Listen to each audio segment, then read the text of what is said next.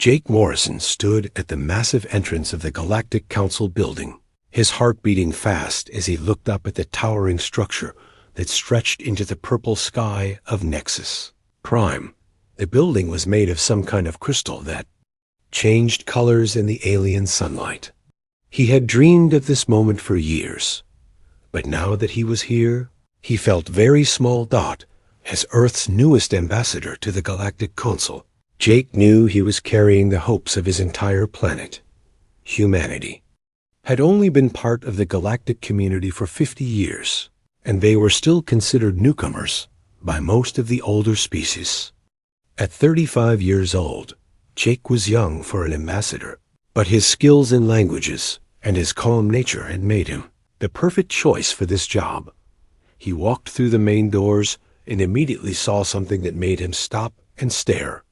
There was a security checkpoint that looked more like a military base than a diplomatic building. Long lines of alien beings waited patiently as they went through what appeared to be very serious security checks. Jake watched as a group of Krillians moved through the scanners. These were massive creatures, each one standing nearly 8 feet tall with thick, rocky skin and 4 powerful arms. They looked like walking mountains, and Jake had read that they were one of the strongest warrior races in the galaxy. But here they were, carefully removing weapon after weapon from their bodies. Plasma rifles, energy shields, vibroblades, and devices Jake could not even identify were all placed on conveyor belts and taken away by security robots. Next came a group of Zephyrians, tall and graceful beings with silver skin that seemed to glow in the light. They moved like dancers, but Jake knew they were also deadly fighters. Each one handed over elegant weapons that looked more like works of art and tools of war. Molecular disruptors, quantum daggers, and small devices that hummed with dangerous energy were all carefully cataloged and stored. Even the Thornish, who were known throughout the galaxy as peaceful traders, had to give up their ceremonial energy blades. These small, plant-like beings looked harmless, but Jake had learned that every species in the galaxy had some way to defend themselves. The security process was clearly very thorough.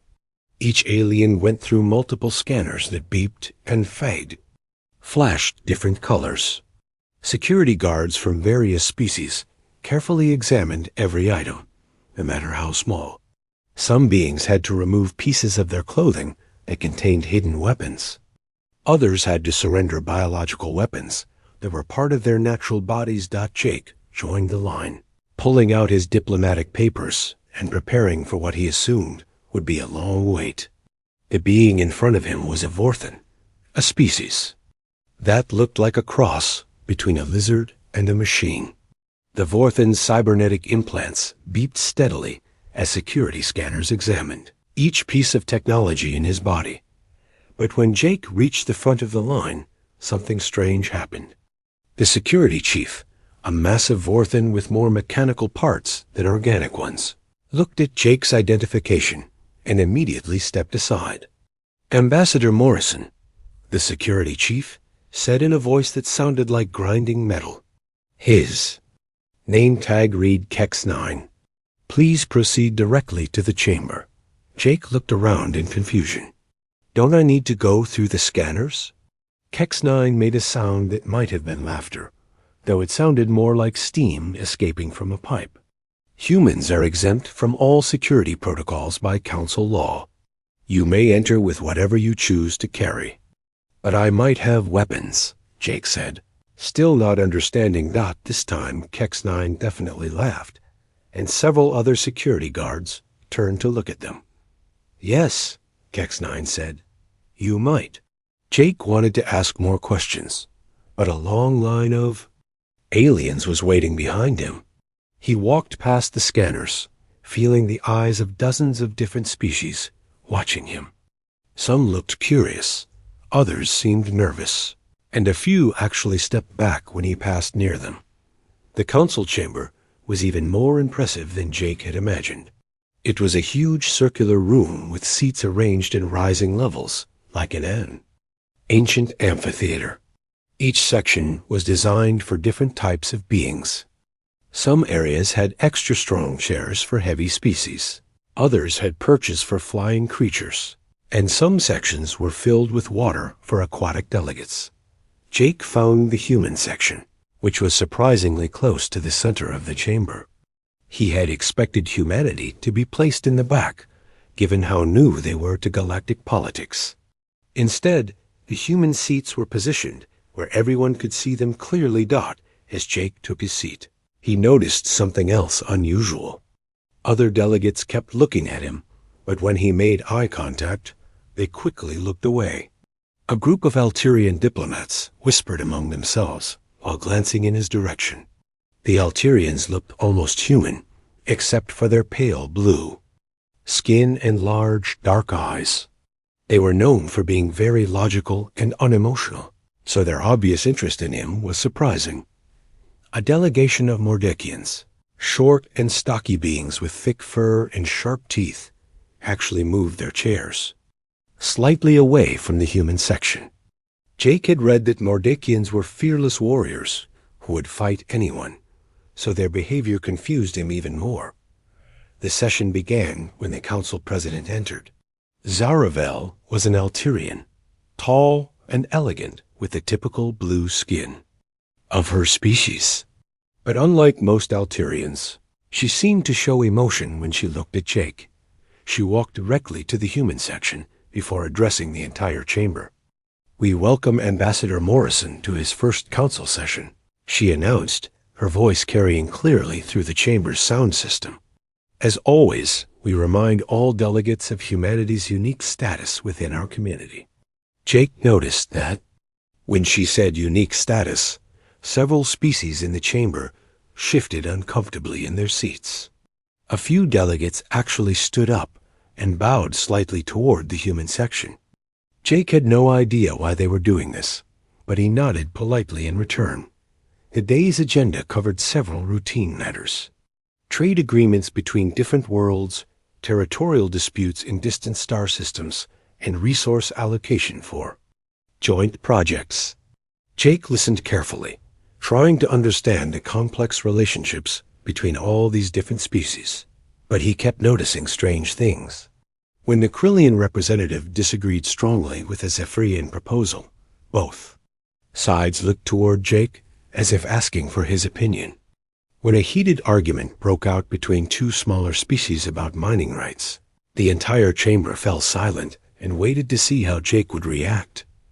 During the lunch break, Jake tried to approach some of the other delegates, but they seemed uncomfortable talking to him.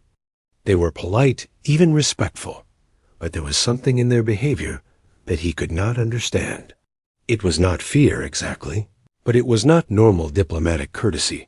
Either. An elderly Thornish delegate named Petalsong approached him. During the break, the small plant being looked nervous but determined. "Ambassador Morrison," Petalsong said in a voice like rustling leaves. "May I ask you a question?" "Of course," Jake replied, happy to have someone actually want to talk to him. "Is it true that your people really choose not to carry weapons?" Jake thought this was an odd question. "Well, I am not carrying any weapons now, if that is what you mean." Petalsong's flower-like face seemed to show relief. "Yes, that is what. I mean, we are grateful for your people's wisdom in this matter." Before Jake could ask what she meant, Petalsong hurried away, leaving him more confused than before. As the day continued, Jake realized that something important was happening that he did not understand.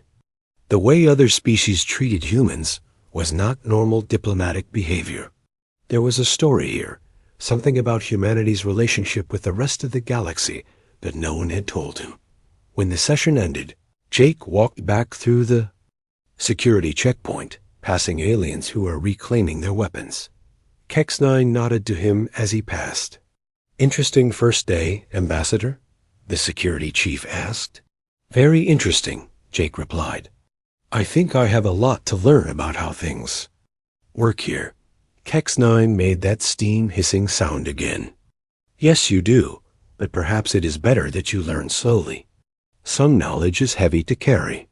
That night in his quarters, Jake sat by the window, looking out at the alien city below. Somewhere out there was the answer to why humans were treated so differently. Tomorrow, he decided, he would start looking for that answer. Jake woke up early the next morning, still thinking about the strange events from his first day at the council.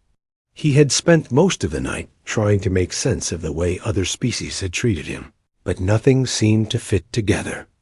The only thing he knew for certain was that there was something about humans that made other species act very differently around them. After breakfast, Jake decided to explore the council complex. The building was massive, with dozens of levels, and sections designed for different purposes. There were meeting rooms, research facilities, libraries, and even living quarters for delegates who stayed for extended periods. As he walked through the corridors, Jake continued to notice the same strange behavior from other species. Maintenance. Workers would stop what they were doing and step aside when they saw him coming. Groups of aliens would lower their voices when he passed by. Some even pressed themselves against the walls, as if they wanted to give him as much space as possible. Jake was examining a display about galactic history when he heard a familiar voice behind him. "You look as confused as I felt when I first got here." Jake turned around to see a human woman about his age with brown hair and intelligent eyes. She was wearing a scientist's uniform with several badges that showed she worked in the research division. "I'm Lisa Chun," she said, extending her hand. "I'm a xenobiologist. I study how different alien species live and work together." "Jake Morrison, the new ambassador," he replied, shaking her hand. "You're the first human I've met since I arrived." "How long have you been here?" "About 10 years, Lisa said. "I came here to study the different species, but I ended up learning more about humans than I expected." "What do you mean?" Lisa looked around to make sure no one was listening, then moved closer to Jake. "Have you noticed anything strange about how the other species treat you?"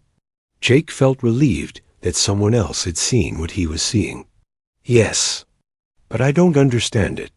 They act like I'm dangerous or something, but they're also very respectful. It doesn't make sense." "It doesn't make sense if you only know the official story," Lisa said. "But there's more to it than what they tell new humans when they arrive." Lisa led Jake to a quiet area with comfortable chairs where they could talk without being overheard. She pulled out a small device that created a soft humming sound around them. "Privacy field," she explained. "It stops other species from listening to our conversation. You'd be surprised how many of them have very good hearing." Jake leaned forward, eager to learn more. "What haven't they told me?" Lisa was quiet for a moment, as if deciding how much to reveal. "Jake, have you ever heard any of the other species use a word that sounds like peaceful ones when they talk about humans?" Jake thought for a moment.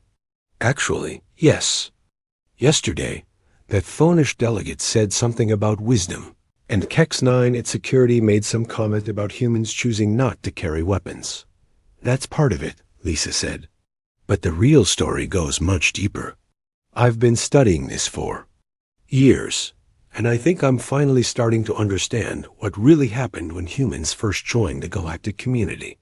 She pulled out a small tablet and showed Jake some notes she had made. "Every species in the galaxy has special words they use when they talk about humans. Acrylians call us those who need no weapons. The Zephyrians say the ones who make tools from air. The Mordakians have a phrase that means the quiet danger." Jake studied the notes. "These don't sound like compliments. They're not insults either," Lisa said. "They're more like warnings that got turned into respect over time." Lisa explained that she had spent years trying to access the historical records about humanity's first contact with the galactic community. Most of the important documents were classified or restricted, but she had managed to piece together some Information from different sources. Something happened about 200 years ago, she said. Something that changed how every species in the galaxy thinks about humans.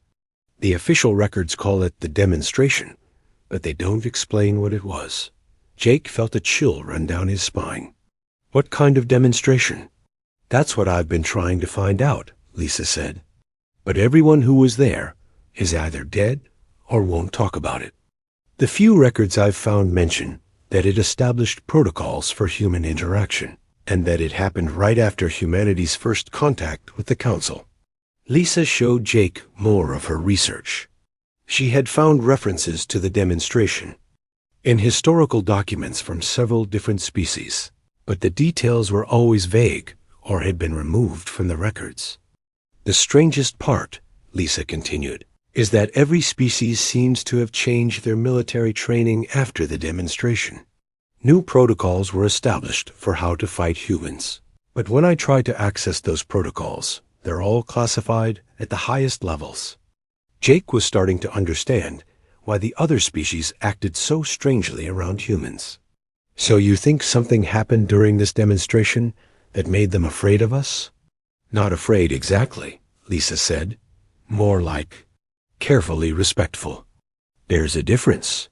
Lisa told Jake about her attempts to interview older members of different species who might remember the demonstration. Most refused to talk about it at all. Others would only say things like, "It was necessary," or "They showed us the truth."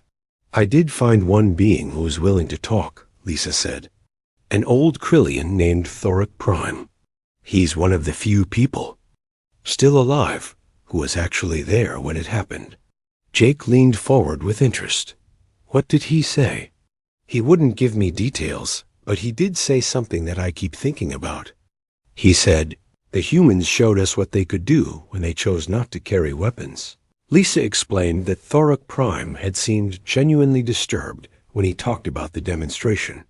The old Krillian had mentioned that the Council voted on something immediately after it happened, and that the vote was unanimous, without any discussion. Thoric Prime also said something else, Lisa continued.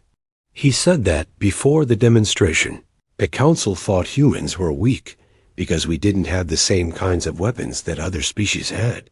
But after it was over, they realized they had been completely wrong about us. Jake tried to imagine what could have happened that would change the minds of an entire galactic community. "Do you think we can talk to this Thoric Prime?" Lisa nodded. "I think he might be willing to tell us more, especially if both of us ask him together." He seemed to respect the fact that I was trying to understand our history. They spent the next hour discussing what they knew and what they still needed to learn. Lisa showed Jake her collection of research notes, including translations of alien documents and recordings of conversations with various species.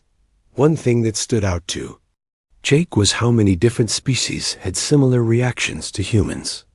It was not just one or two groups, but nearly every species in the galaxy that treated humans with this strange combination of respect and caution.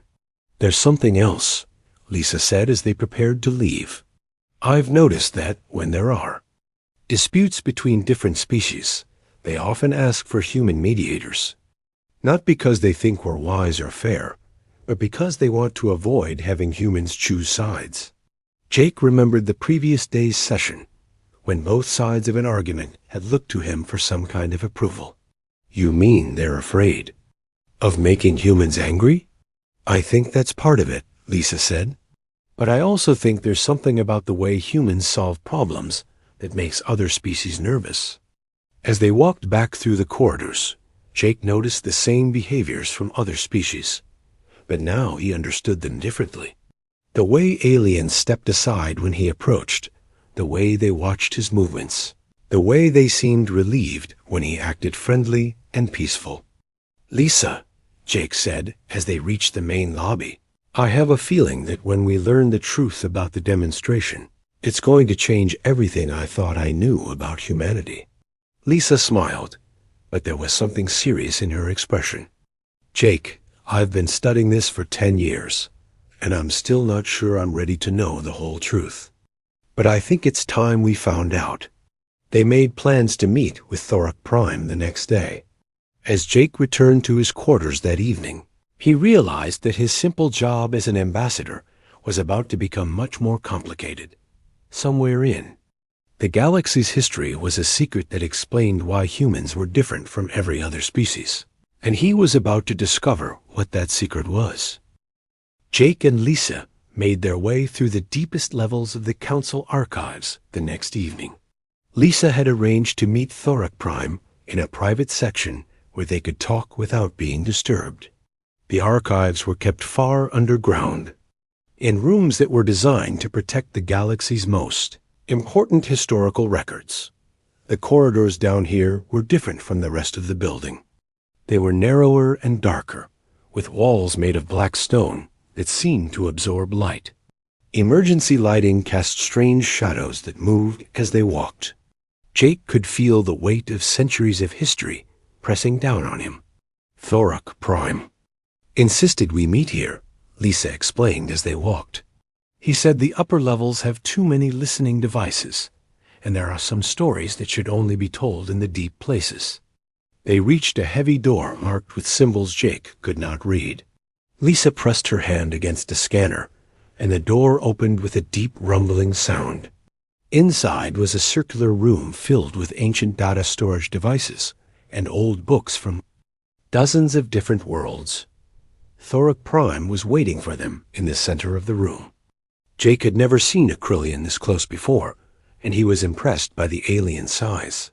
Thorak Prime stood nearly 9 feet tall, with thick gray skin that looked like rock and 4 powerful arms that could probably crush steel. His eyes were small but bright, and they seemed to hold the wisdom of many years. But despite his impressive size, there was something in Thorak Prime's manner that suggested he was nervous about this meeting. "Ambassador Morrison," Thorak Prime said in a voice like distant thunder. "Dr. Chun has told me you wish to know about the demonstration." Jake nodded. "I need to understand why humans are treated differently from other species. Lisa says you were there when it happened." Thorak Prime was quiet for a long moment, his small eyes studying Jake carefully. "Yes, I was there. I was young then, serving as a military advisor to the Krillian Council representative. I thought I understood war and strength and power." He paused. "I was wrong about all of those things." The old Krillian moved to a chair that had been specially built to support his massive weight. Even sitting down, he towered over the 2 humans. "To understand the demonstration," Thorak Prime began, "you must first understand how the galaxy saw humanity when you first made contact with us. We knew you were an intelligent species, but your technology was primitive compared to ours. Your ships were slow, your weapons were simple, and your bodies seemed weak." Jake felt a little insulted, but he stayed quiet and listened. "The Council had standard procedures for new species that wanted to join our community," Thorak Prime continued. "We would evaluate their military capabilities, their technology, their potential contributions to galactic civilization. Most species would arrive with their best warriors and their most powerful weapons, trying to impress us with their strength." Lisa leaned forward. "But humans did something different?" Thorak Prime made a sound that might have been laughter, but there was no humor in it. "Yes, they did something very different. When the human delegation arrived for their evaluation, they came completely unarmed." Jake was surprised. "Completely unarmed? Not even basic defense weapons?" "Nothing," Thorak Prime sighed.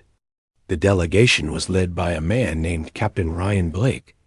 He and his team carried only communication devices and basic tools.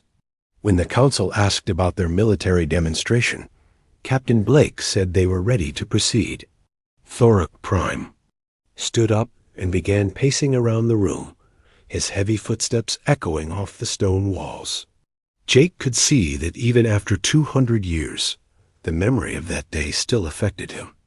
"The Council thought the humans were either very brave or very foolish," Thorak Prime said. "We decided to proceed with the standard capability assessment.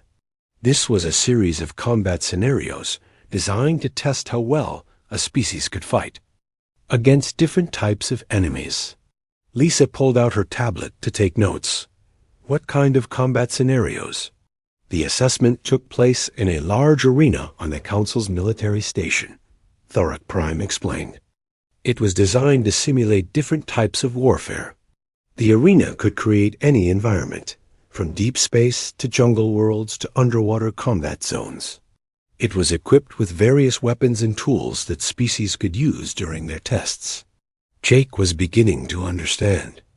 So other species would use their own weapons, plus whatever was available in the arena. Exactly, Thorak Prime said. But the humans refused all weapons offered to them.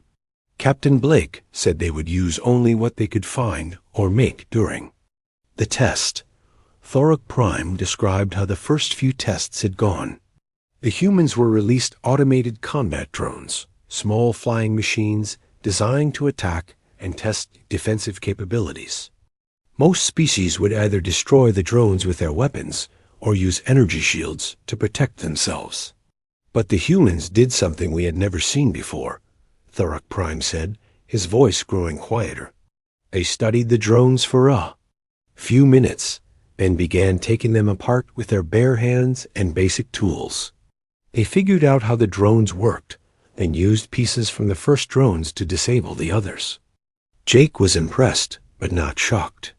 Humans had always been good at understanding how things worked and finding creative solutions. That seems clever, but not scary. Thorak Prime looked at Jake with an expression that might have been pity. That was only the beginning. The tests got harder, and the humans got more creative. The old Krillian described how the humans had faced increasingly difficult challenges.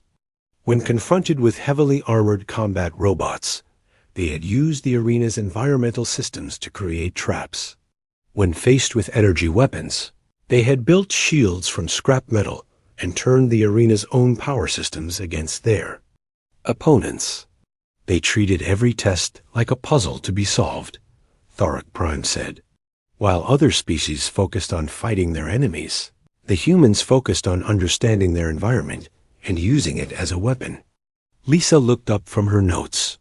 But surely other species had thought of using their environment before. Not like this, Thorak Prime said firmly. Other species might use a rock as a weapon or hide behind cover, but humans seemed to see possibilities everywhere. They turned maintenance equipment into weapons, used the arena's gravity generators to create traps, and even reprogrammed some of the test systems to work for them instead of against them. Jake was starting to understand why this might have impressed the Council, but he still did not see why it would make other species afraid of humans. Thorak Prime seemed to read his thoughts. You still do not understand the true impact of what happened. Let me tell you about the final test. The old Krillian's voice grew even more serious. The final test was against a machine called the Destroyer.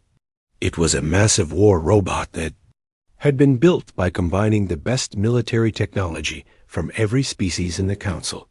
No species had ever defeated the Destroyer, even when they were allowed to use their most advanced weapons. Jake felt a chill run down his spine. And the humans had to face this thing with no weapons? The Council expected the humans to fail. This test, Thorak Prime said, we thought it would show them their limitations and convince them to develop better military technology before joining the galaxy. But Captain Blake's team asked for permission to study the Destroyer before the combat began. Lisa stopped taking notes and looked up. Study it? How? They were allowed to examine the machine for 30 minutes before the test started, Thorak Prime said. Most species use that time to plan their attack strategy or position themselves for the best advantage. But the humans just walked around. The Destroyer, looking at it from every angle, touching different parts, even lying on the ground to see underneath it. Thorak Prime sat back down, and Jake could see that the old alien's hands were shaking slightly. When the test began, the Destroyer activated and immediately began attacking the humans with every weapon system it had. plasma cannons, missile launchers, energy beams, force fields. The humans ran for cover, but instead of trying to fight back, they started doing something that confused everyone watching. What did they do? Jake asked. Thoric Prime looked directly at Jake, and his small eyes seemed to hold a deep sadness. They began taking off their clothes. Jake and Lisa looked at each other in confusion. Their clothes? Lisa said, their clothes. Their shoes, even their communication devices, Thoric Prime said. Then they began stuffing everything into the destroyer's air intake vents. Within 17 minutes, the most powerful war machine in the galaxy had overheated and shut down completely. The room fell silent. Jake tried to imagine the scene Thoric Prime had described, and he began to understand why it might have had such a powerful effect on the watching council members. The humans had turned their own clothing into a weapon, Thoric Prime continued. They had defeated our greatest military achievement, using nothing but the fabric on their backs and their understanding of how machines work. Jake finally understood why other species treated humans with such careful respect. They realized that humans could turn anything into a weapon. Thoric Prime nodded slowly. Captain Blake's final words to the council were, "We don't carry weapons because we don't need to. Everything around us is a potential weapon when you understand how to use it. We thought you might prefer we kept our hands empty." Jake and Lisa sat in the archive room for a long time after Thoric Prime left, neither of them speaking. The weight of what they had learned pressed down on them like a heavy blanket. Jake kept thinking about Captain Blake and his team standing in that arena 200 years ago, calmly taking off their clothes to defeat the most powerful war machine in the galaxy. "I need to know what happened after the demonstration," Jake finally said. "There has to be more to the story." Lisa nodded and opened her tablet. Thoric Prime mentioned that the council had an emergency session that lasted 3 days. Maybe we can find records of what they decided. They spent the next hour searching through the archives database. Most of the official records from that time period were still classified, but Lisa had learned how to find information in unexpected places. She showed Jake how to look for references in personal journals, maintenance logs, and even food service records that might mention what happened during those 3 days. "Here," Lisa said, pointing to an entry on her screen. "This is from the personal journal of a Zephyrian delegate named Windsinger. She wrote about feeling deeply disturbed by the implications of what we witnessed, and mentioned that sleep did not come easily to any of us during the emergency sessions." Jake read over her shoulder. "She says the council chambers were filled with the sound of worried voices in dozens of languages, and that even the oldest and wisest among us seemed lost. They found more entries from other delegates." A Thonish representative wrote about how the council's military advisors had spent the entire first day running computer simulations, trying to understand how to defend against human tactics. An Alterian delegate mentioned that several species had requested immediate reviews of their own security protocols, but the most revealing entry came from an unexpected source. Lisa found a maintenance report filed by the staff who cleaned the council chambers during those 3 days. "Listen to this," Lisa said. The cleaning crew reported finding extensive damage to furniture and fixtures in the council chambers. Tables had been taken apart, chairs had been disassembled, and even decorative items had been examined and broken down into component parts. Jake felt a chill. They were testing to see what humans could do with the furniture in the council chambers. "That's not all," Lisa continued reading. "The report says that council security ordered all tools to be removed from the chambers, but then they realized that humans could potentially use the tools they took away as well. Finally, they decided to remove everything that was not absolutely necessary and bolt down everything else." Lisa showed Jake architectural plans of the current council chambers. Compared to older designs, the modern chamber was much simpler.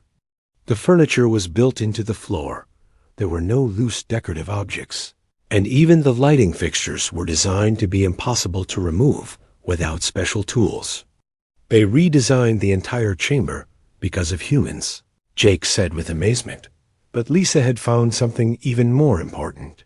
Deep in the restricted files, she discovered a document titled Emergency Council Resolution 847X, Protocols for Human Integration. "Jake, this is it," she said excitedly. This is what they decided during those 3 days. The document was heavily censored, with many sections blacked out, but they could still read the main points.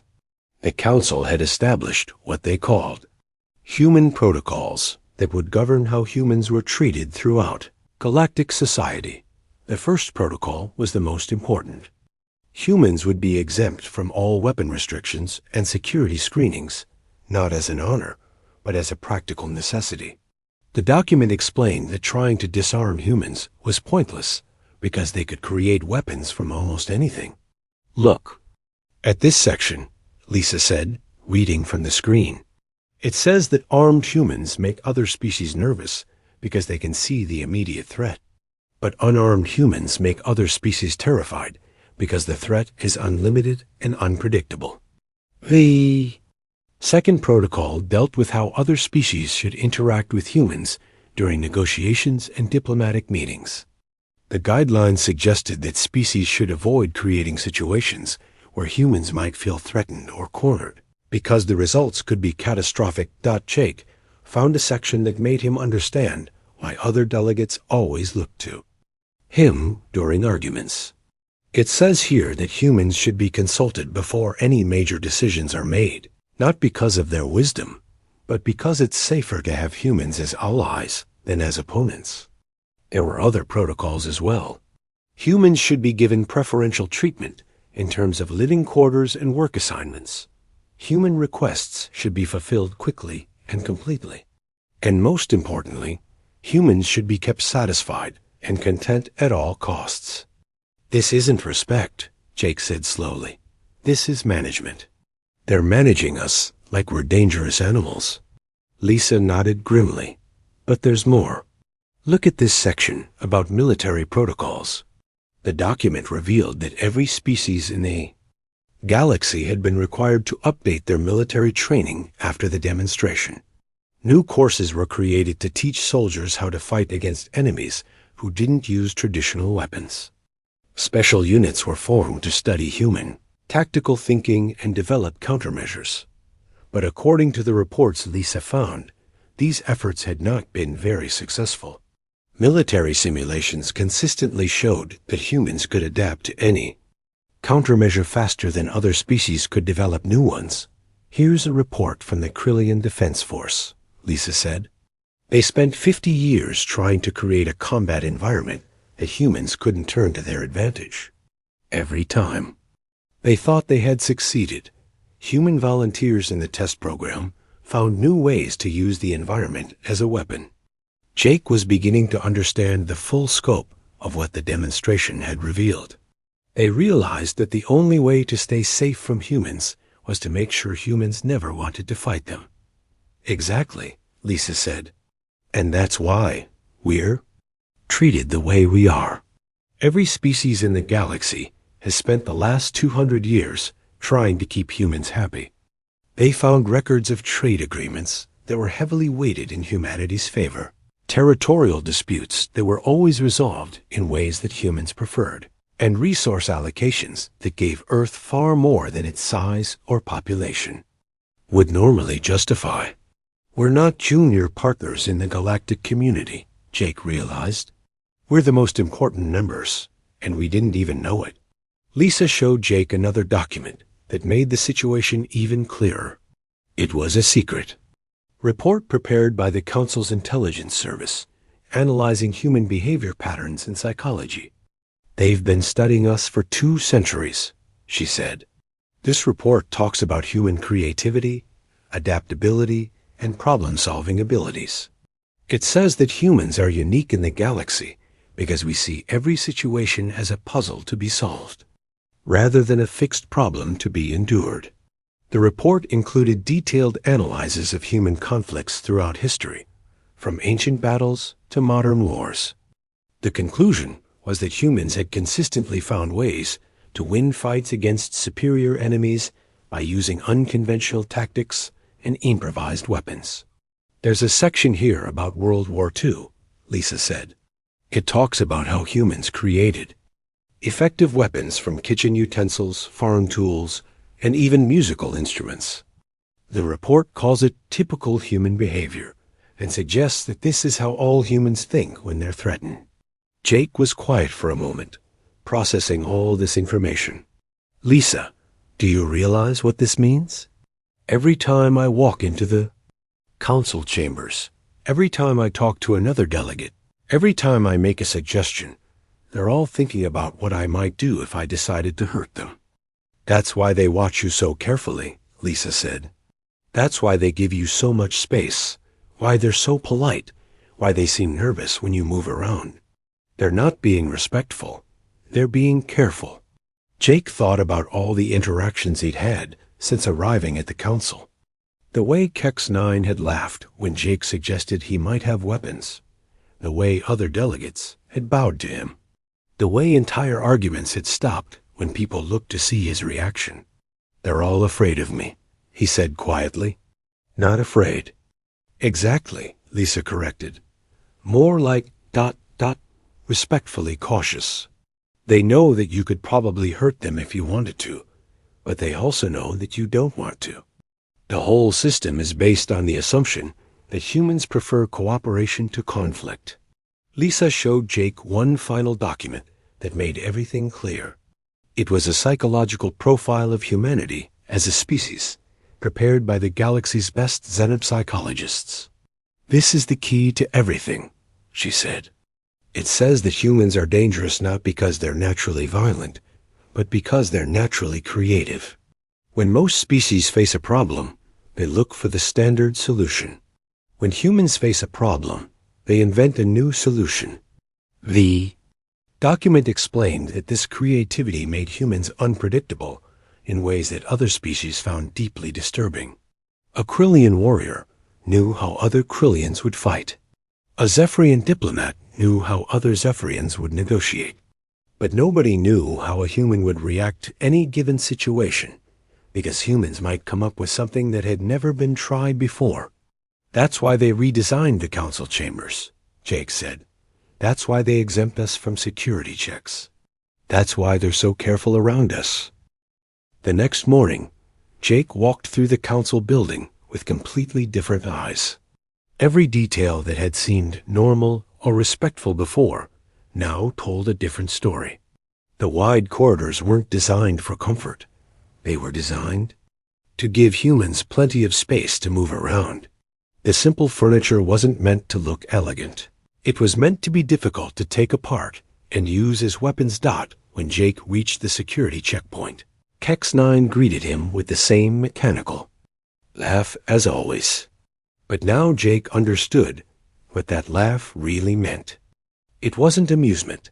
It was nervous relief that another day was starting peacefully. "Good morning, Ambassador Morrison," Kex-9 said, stepping aside to let Jake pass without any screening. "Good morning, Kex-9," Jake replied. "Can I ask you something?" The massive security chief's mechanical parts whirred softly. "Of course, Ambassador. When you laugh at the idea of me carrying weapons, what are you really thinking about?" KEX-9 was quiet for a long moment. His small organic eyes studied Jake carefully. "I am thinking, Ambassador, that weapons would only limit your options." Jake nodded and continued into the council chambers.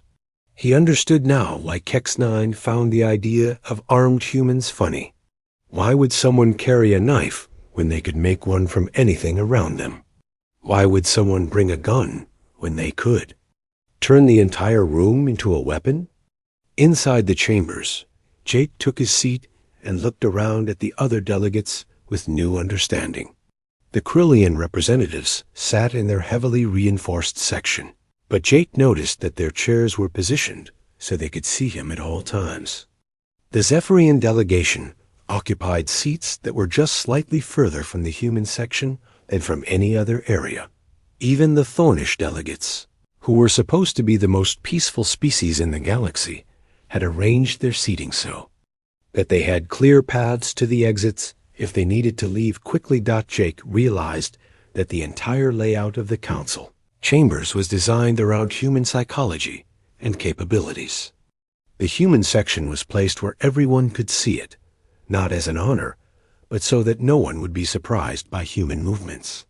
The furniture was arranged to minimize the number of objects that could be easily weaponized. Even the temperature and lighting were carefully controlled to keep humans comfortable and content. The day's session began with a dispute between two trading partners, the Valdorians and the Nexari. It was the kind of disagreement that happened regularly in Galactic commerce, involving shipping routes and trade tariffs. But Jake watched the argument with new eyes, seeing how both sides kept glancing toward him as if waiting for his approval. When the Valdorian representative raised his voice in frustration, several other delegates shifted nervously in their seats. Jake realized they were worried that the loud argument might upset him. When the Nexari delegate slammed his hand on his desk to make a point, the entire chamber fell silent, and every eye turned to see how Jake would react. Jake kept his expression calm and neutral, but he could see the relief on dozens of alien faces when he didn't seem disturbed by the noise. The argument continued for another hour, with both sides presenting their cases.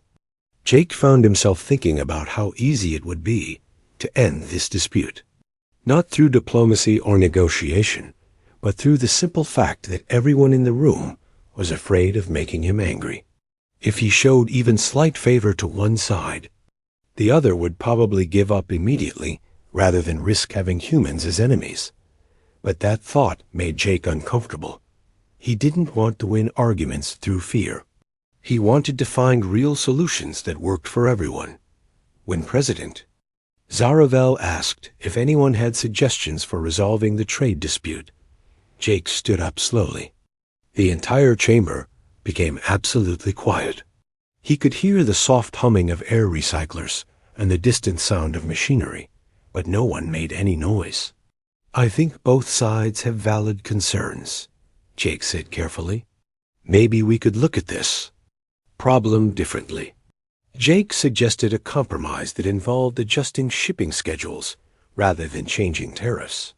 It wasn't a brilliant solution, just a practical one that addressed both sides' main concerns.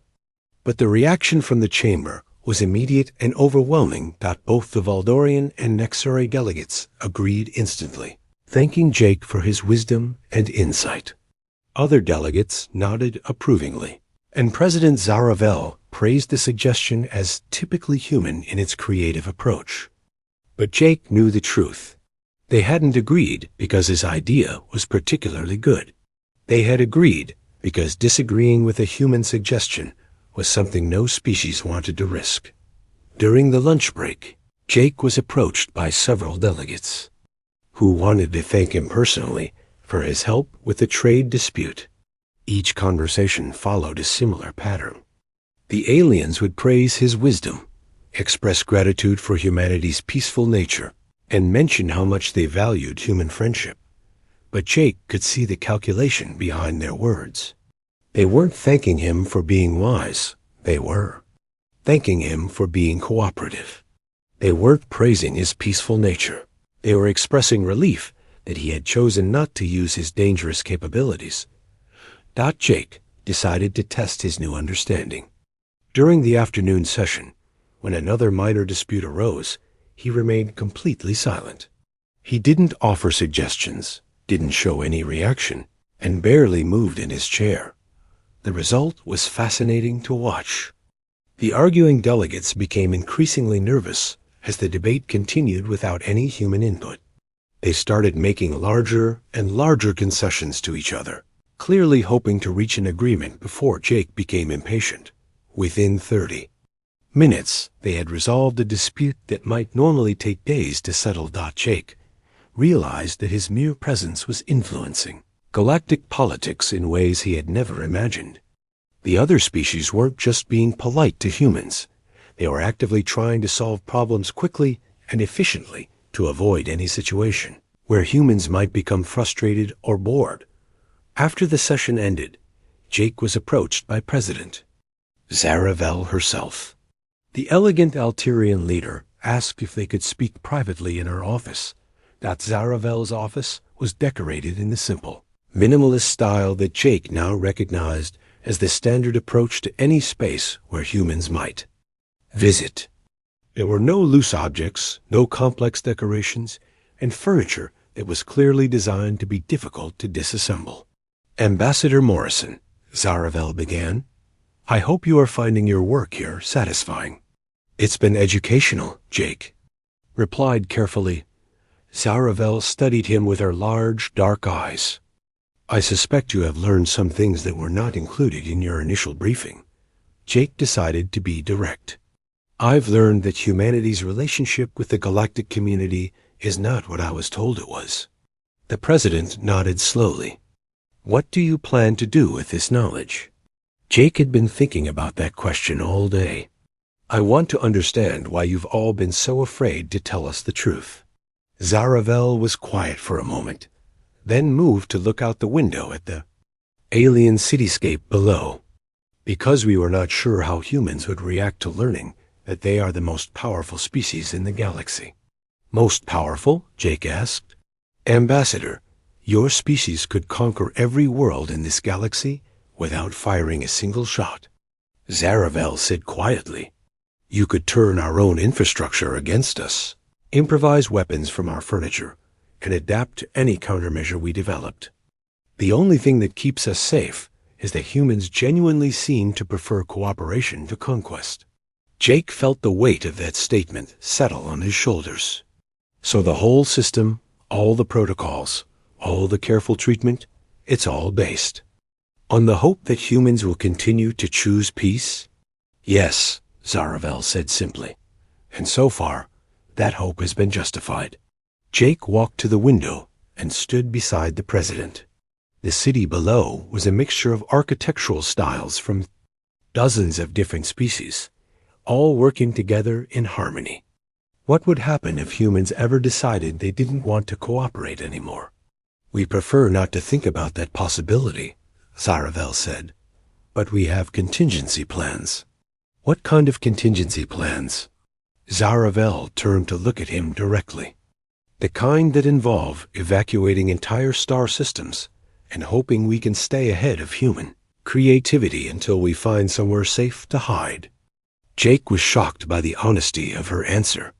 You would run away? Ambassador, we have studied human history extensively. We know what your species is capable of when you decide to fight. We have no desire to experience that firsthand. As Jake prepared to leave the president's office, Zaravel stopped him with one final comment. Ambassador Morrison, I want you to know that our respect for humanity is genuine, even if it is based on fear. Your species has had the power to dominate the galaxy for 200 years, but you have chosen to build and create instead of conquer and destroy. That choice is what makes humans truly remarkable. That evening, Jake sat in his quarters, looking out at the stars, thinking about everything he had learned. Humanity's greatest achievement wasn't their technology or their diplomacy or their scientific discoveries. It was their decision to use their incredible capacity for violence to build peace instead. Jake understood now why humans were the only species allowed to be unarmed in council chambers. It wasn't because they were trusted, or honored, or considered peaceful.